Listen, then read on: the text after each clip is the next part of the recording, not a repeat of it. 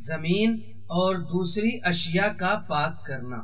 اگر کسی نجس چیز سے عین نجاست کو دور کرنے کے بعد قر یا جاری پانی میں اس طرح ڈبو دیں کہ پانی ہر جگہ پہنچ جائے تو وہ چیز پاک ہو جائے گی۔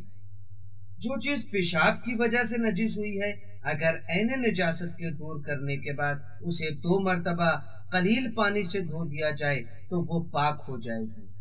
اگر کوئی چیز پہلے نجس ہو جائے اور بعد میں اس میں اتنی چکنائی لگ جائے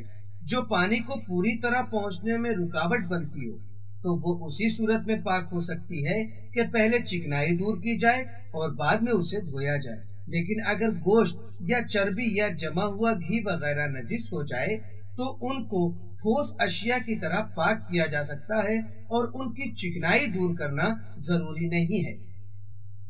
اگر گیہوں، چاول اور جو وغیرہ یا صابن وغیرہ کا ظاہری حصہ نجس ہو جائے تو اسے قر یا جاری پانی میں ڈبونے سے پاک ہو جائے گا۔ وہ زمین جس کی اوپری سطح پر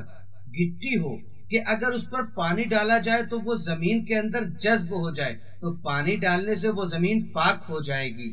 سخت زمین جس میں پانی جذب نہیں ہوتا، اسے پاک کرنے کے لیے اس پر قلیل پانی اتنا ڈالنا چاہیے کہ جاری ہو جائے، لیکن جس جگہ یہ پانی جمع ہوگا وہ جگہ اور پانی نجس ہوگا، اور نجس شدہ پانی کو کسی بھی صورت سے باہر نکال دیں تاکہ نجاست کا وجود ختم ہو جائے۔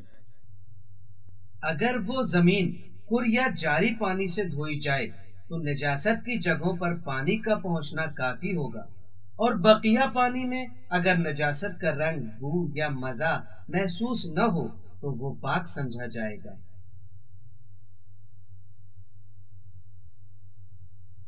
اس مقام پر بھی عین نجاست کا مکمل طور پر برطرف کرنا ضروری ہے، اور اگر عین نجاست پوری طرح زائل نہ ہوئی ہو تو زمین پاک نہ ہوگی۔